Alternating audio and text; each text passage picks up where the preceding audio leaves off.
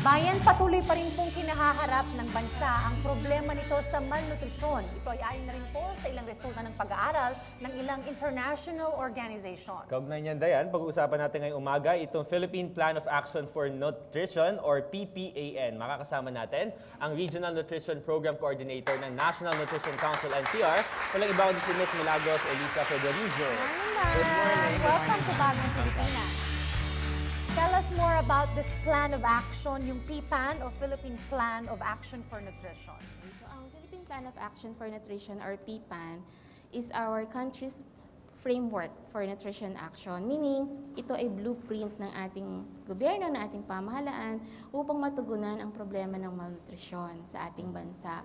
So, nakapaloob dito yung iba't ibang mga strategies, mga programa na pagtutulong-tulungan hindi lang ng government agencies, pero ng iba't ibang organization, non-government organizations, at lalong-lalo ng ating mga local government units. Okay. Ma'am, to contextualize, ano po ba yung mga usual na nutritional problems natin dito sa Pilipinas? Ang kinakaharap ng ating bansa ngayon, yung tinatawag nating double burden of malnutrition. Meaning, pag sinabi kasing malnutrition, ang naiisip natin, di ba, batang payat.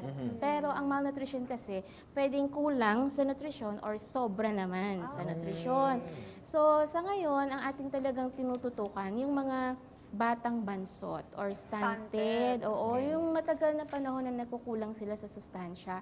In fact, based dun sa 2015 updating survey na ginawa ng Food and Nutrition Research Institute, 33% ng mga batang 5 taon pababa ay bansot. So, yun ating problema. Bukod doon, meron din tayong mga batang payat or mga wasted, no? At mga batang sobra naman sa timbang. Okay, so tell us more about the strategies na nakapaloob po dito sa PPAN. Ano yung dapat gawin ng mga iba't ibang sektor and sabi niyo nga kanina yung mga local government units. Sa bagong PPAN, yung PPAN 2017 to 2022, nakafocus tayo dun sa first 1,000 days ng isang bata.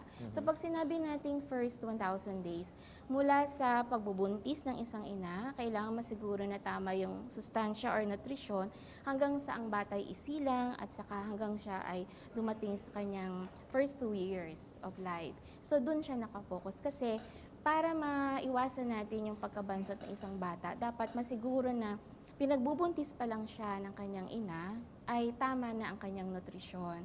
And then bukod dun sa first 1,000 days, sabi ko nga kanina, kailangan pagtutulong-tulong, no? So, kailangan natin yung convergence of efforts ng ating mga government and non-government organizations at saka yung complementation of services. So, dito sa PPAN, meron tayong iba't ibang programs. Yung tinatawag nating nutrition-specific programs. So, pag sinabi nating nutrition-specific programs, ito yung mga programang tumutugon dun sa problema ng hindi sapat yung nakakain at saka palagi nagkakasakit, no? Katulad nung meron tayong 8, no? We have 8 nutrition-specific programs under the new PPAN. Una na yung infant and young child feeding. So, dito nakapaloob yung pag-promote natin ng exclusive breastfeeding. Meaning, pag silang pa lang ng sanggol, kailangan simulan na yung pagpapasuso ng gatas ng ina. So, tanging gatas lamang mommy from birth up to 6 months. And then, pagdating ng 6 months, bibigyan na siya ng dagdag na pagkain. Second program, yung integrated management of acute malnutrition. Kung papaano na masasave yung mga bata na sobra yung pagkapayat nila, yung mga severely acute malnourished. And then we also have micronutrient supplementation. Ito yung pagbibigay ng micronutrients katulad ng vitamin A, iron, iodine. We also have mandatory food fortification. Ito naman yung pagdadagdag ng vitamin A and iron sa flour, vitamin A sa cooking oil, no? Yung dadagdagan ng sustansya dun sa ating mga staple foods. This is 1 to 8. Tapos meron din po kayong tinatawag na nutrition-sensitive program. So ano naman po yung difference sa nutrition-specific? Ang nutrition-sensitive programs, maaring hindi siya directly nutrition, pero ito-tweak para magkaroon ng nutrition outcomes. So halimbawa, livelihood programs, yung pagbibigay ng hanap buhay. So ita-target natin yung mga families na merong malnourished na anak. o kaya yung ating gulayan sa paaralan, gulayan sa komunidad, para meron tayong dagdag na mapagkukunan ng pagkain. Yun ding pagtuturo sa mga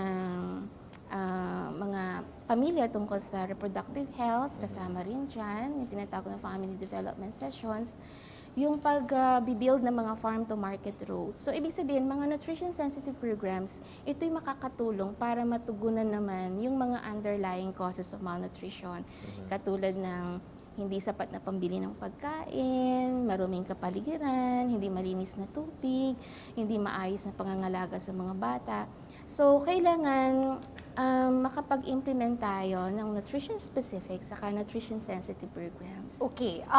Nabanggit niyo, ma'am, na ito ay hanggang 2022, itong Yes. PIPA na ito. So, what's the Oo. target? 33% ang stunted hanggang Oo. ngayon? By 2022, what's the Nais target? natin at least maging 21.4%. Okay.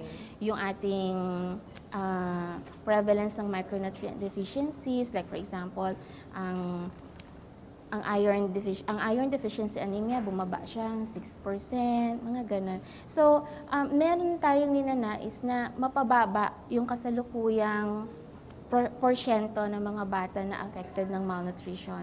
At gusto natin matutukan talaga mapababa yung stunting. Okay. Ma'am, aling mga sectors ang kailangan ma-involve dito sa PIPAN?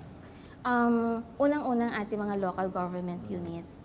No? Kasi sila yung key players sa baba. Sila yung PIPA na framework kailangan ma-translate into specific programs and services. So inaasahan natin yung ating mga local nutrition committees ay magsagawa ng mga programang pang-nutrisyon. Okay. Ma'am, meron po pumasok na question. Since nutrition na rin naman po yung pinag-uusapan natin. Ang question po, meron po bang iba't ibang uri ng diet? Iba't ibang uri ng diet.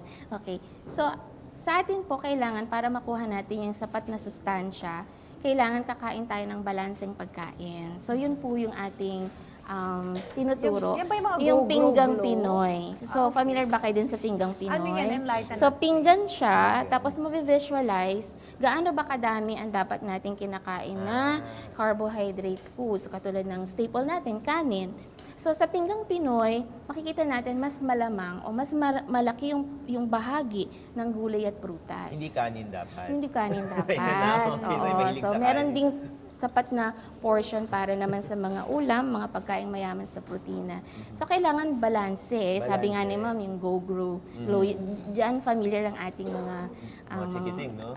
mga nanay. So, kailangan merong iba't iba tayong pagkain kinakain sa araw-araw. Okay. Ma'am, napakaganda ng mga impormasyon na inyong nabanggit, and this will address yung lack of awareness ng mga tao patungkol sa nutrition. But I think this is also connected din sa poverty kasi ang malnutrition, hindi mo yan mayaalis sa problema ng kahirapan. Will PIPAN also address that problem of poverty? Actually, pag tinugunan natin yung problema ng malnutrition, tinutugunan natin yung poverty. Punta tayo sa bata. So, ang batang bansot, bumababa ang kanyang IQ points. Mahirapan siyang mag-aral, maaaring maging dropout siya. Later on, hindi siya makatapos ng kanyang pag-aaral, mahirapan siyang kumuha ng trabaho. So, it's a cycle of poverty. So, kung susugpuin natin ang malnutrition, sinusugpo na, binibreak free natin ang ating bansa laban sa poverty. And of course, you want to empower the families as well.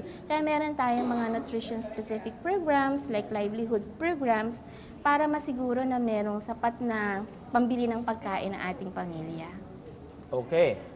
So, Alright. thank you very much for joining us. Alam ko marami pa dapat tayong malaman para masolusyonan ang problema ng malnutrition sa bansa. Mabuhay po kayo at hangad po namin na ma-implement ng maayos itong PIPAN 2017 to 2022. Maraming salamat din po. Nakapanayin po natin, Ms. Milagros Elisa Federizo, Regional Nutrition Program Coordinator, National Nutrition Council, mula po sa National Capital Region. Thank you so much. Thank you rin po.